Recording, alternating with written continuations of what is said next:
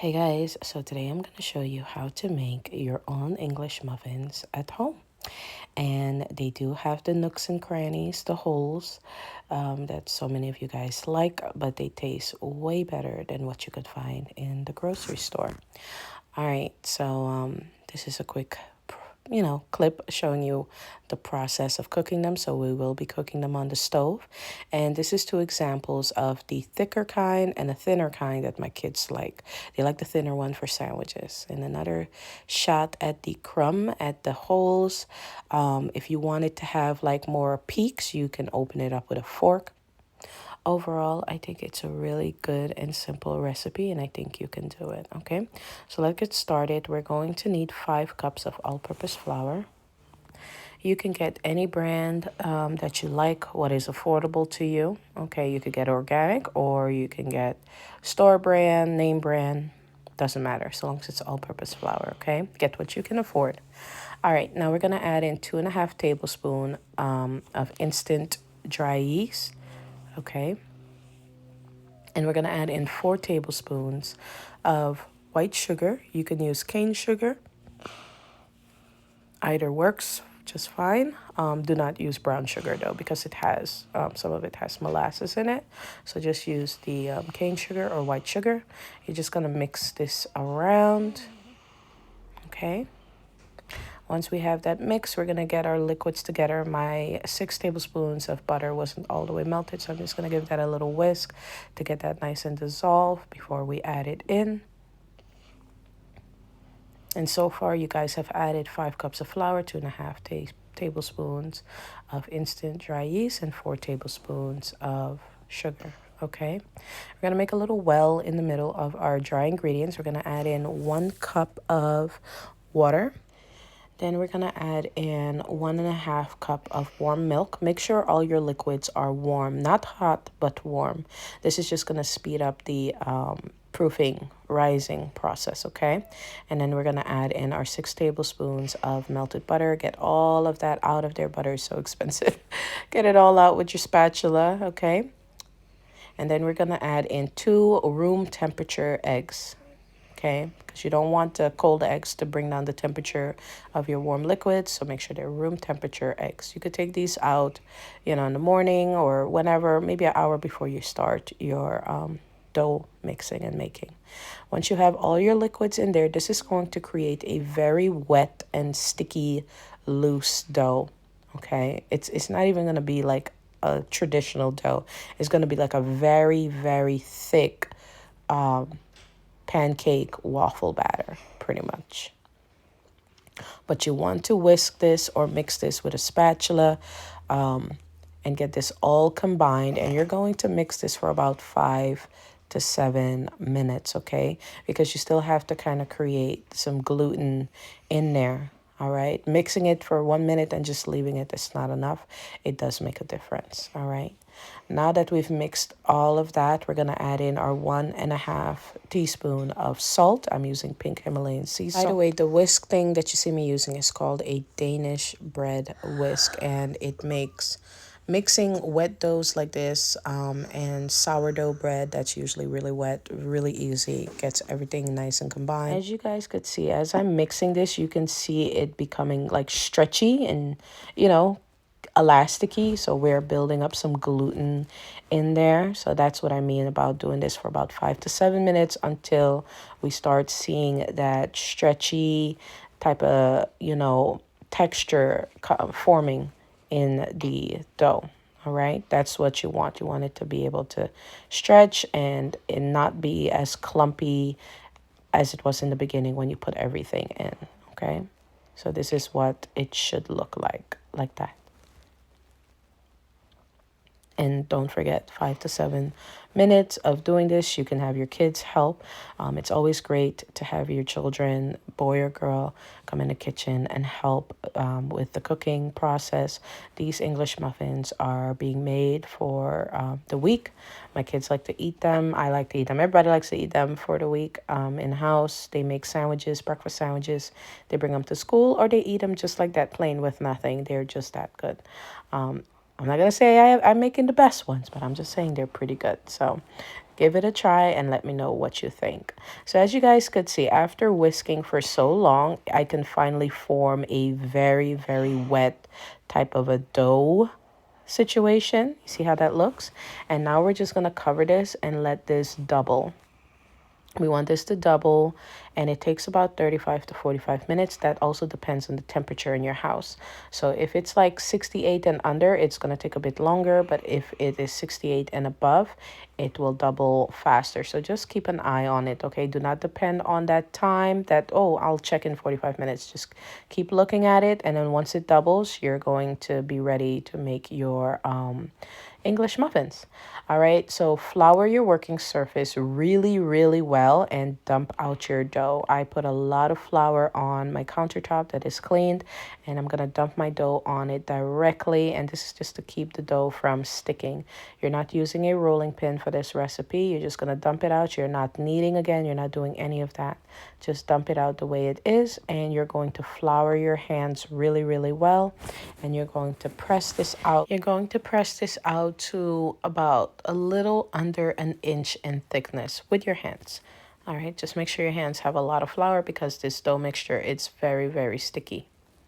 You're also going to sprinkle a bit of flour on top of the batter, and this is going to help keep it from sticking to your floured hands as well. As you guys could see, I'm taking everything out of that bowl because, you know, food prices have gone up quite a bit, so no wasting here. All right, so let's just sprinkle a little bit of flour on top, or a good amount, and flour your hands, and we're gonna start to press this out. You can make a rectangle, you can make a circle, it doesn't matter what you make, or a long oval. You're going to cut out your English muffins regardless, okay? You're gonna press this out to about an inch or 3/4 of an inch in thickness. The thickness of the muffins depend on how thick you have pressed this out to. All right, so if you want thinner muffins, press it out to 3/4 of an inch, you know, or to 1 inch. If you want thicker muffins, you can press this out to about 1.5 inches. Just, you know, peek on the side of your dough, look at it and see, is this, you know, 1.5 inches? Is this 3/4 of an inch? So I pressed it out to 3/4 of an inch because my kids like the English muffins to be a little bit more thinner, but they like them bigger so they can make breakfast sandwiches. But I also made some thick ones, and those are pressed out to about 1.5 inches in thickness, so you guys could see the difference. This is what I'm using to cut out my English muffins. This is a 3-inch mason jar, and then I have a 4-inch plastic cup. So I'm using the 4-inch plastic cup to make the larger ones, okay? So you're just simply pressing down and jiggling, and this is going to cut out a perfect circle.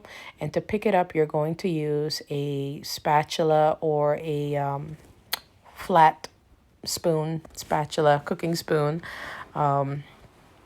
to lift this up off of the floured surface. Again, it's very sticky, very delicate, so take your time. You may mess up a couple of times in the beginning, but once you get the hang of it, you're gonna be great. By the way, before you put this on your pan, make sure you have your pan lined with parchment paper and cornmeal. The cornmeal is going to help keep it from sticking to the paper and also help in the cooking process to help keep it stick to the pan. Okay, so sorry if I forgot to mention that, but yes, definitely put down some parchment paper or just cornmeal on your cookie sheet before you put your cut English muffins onto the surface.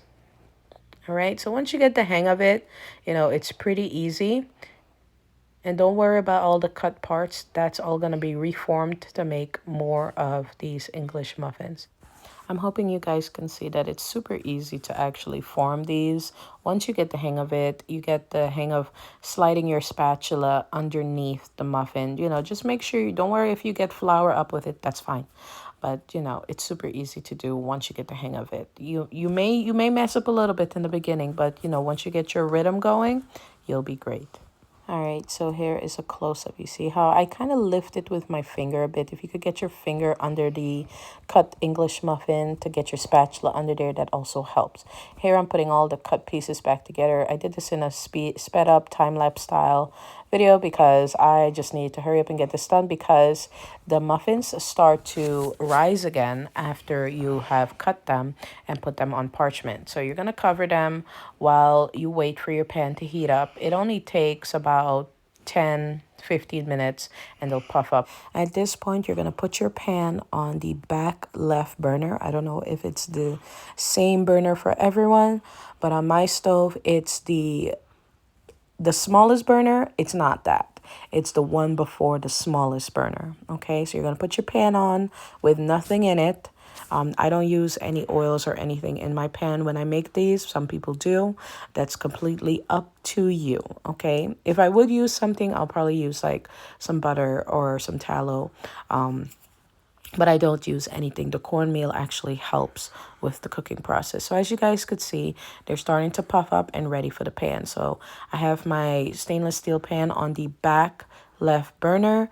This is the burner before the smallest one.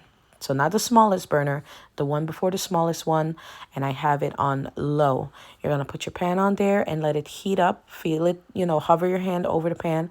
If you could feel the heat coming off of it, it's ready. Then you're going to gently lift your English muffins into the pan and cover it. I like to use a glass cover so I can see the dough cooking and rising. Okay, as it heats up, the air bubbles that are in there are going to fill up with steam and they're going to puff up. They're going to get really large. So I did include some footage in here for you guys to see how that looks.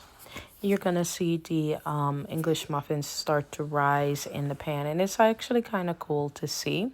Once they've risen a lot, then remember to set a timer for 4 minutes. And the cooking time depends on the thickness of your English muffins. So if you like them a bit thicker, they're going to take about 5 minutes on each side. But because mines are on I wouldn't say super thin side, but on the thinner side, they take 4 minutes. And you simply just flip them. After 4 minutes, you flip them, cover it again, and give them another 4 minutes on this side. Everybody's stove is different, so just definitely use your first couple that you do, or just use one to see how hot your pan is. See if it cooks thoroughly at 4 minutes or if it burns. Just see how it goes. Okay, so use 1 or 2 of them as your first testers. If it's cooking too fast, use the smallest burner, but if it's cooking fine and the color looks good, then use that burner. I know it can be tempting to hurry up and get these cooked, but I promise you want these to go low and slow. Let that steam build up so they can cook all the way inside, so that your first muffins are a success and not cooked on the outside and raw on the inside. So please use the small burner on the back left.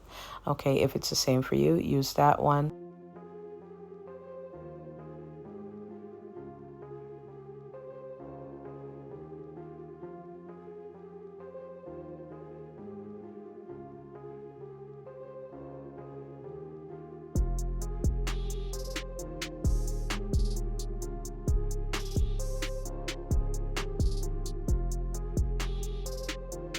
All right, you guys, so this is a side-by-side visual of how the thicker ones look compared to the thinner ones. They're not super thin. They're just not as thick. The thicker ones, I usually make them with the 3-inch mason jar, and the thinner ones, I use the 4-inch plastic cup, and this is how they look. The thicker ones do take about 5 minutes on each side to cook on the small burner. Okay, so just wanted you to see that and see the crumb and how it looks when it is toasted. Okay, they're very, very soft, very airy. They do not have that to me, in my opinion, that stale taste from the ones you get in the grocery store. They taste richer, they have a better flavor to them, and just make the English muffin eating experience much better. I hope you guys enjoyed the video. If you did, give it a thumbs up, comment down below, and I'll see you very soon in another video. Bye guys. Bye guys. Click and subscribe. Click and subscribe.